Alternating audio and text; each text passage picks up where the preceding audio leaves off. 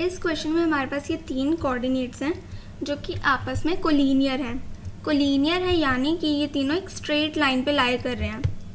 ये हमारा coordinate A, ये B और ये C। इसमें ज़रूरी नहीं है कि B कोऑर्डिनेट को बीच में ही लिखना है, हम इसको लेफ्ट हैंड साइड में भी लिख सकते हैं, यानी कि हम इसको BAC ऐसे भी लिख सकते हैं और हम इसको राइट हैंड साइड में भी लिख सकते हैं। मैंने यहाँ पे ABC लिख दिया है।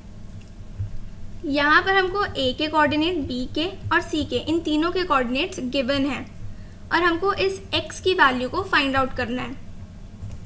अब इस क्वेश्चन को हम दो तरीके से कर सकते हैं। एक तो यहाँ पर हम इस AC की, AB की और BC इन तीनों की लेंथ फाइंड आउट कर लें और यहाँ पर हमारा AC जो है वो AB प्लस BC इसके इक्वल है।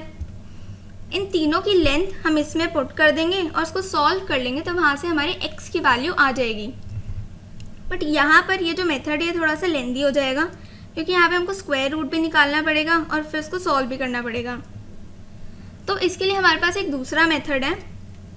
यहाँ पर ये जो कोऑर्डिनेट है ABC ये कोलिनियर है, यानी कि हम ये भी कह सकते हैं कि ABC ये जो तीन कोऑर्डिनेट्स हैं ये हमारे ट्राइंगल नहीं फॉर्म कर रहे हैं, यानी कि इस केस में हमारा एरिया ऑफ ट्राइंगल जो होगा वो 0 हो जाएगा।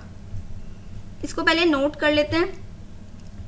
यहाँ पे ABC हमारे कोलिनियर हैं, यानी कि वो सेम लाइन पर हैं, या फिर हम ये भी कह सकते हैं कि ये तीनों हमारे ट्राइंगल नहीं फॉर्म कर रहे हैं। तो इस केस में हमारा एरिया ऑफ ट्राइंगल 0 हो जाएगा।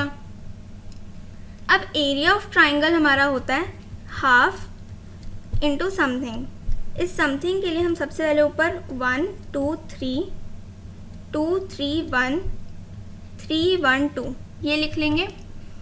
ये इसको याद करने का तरीका है।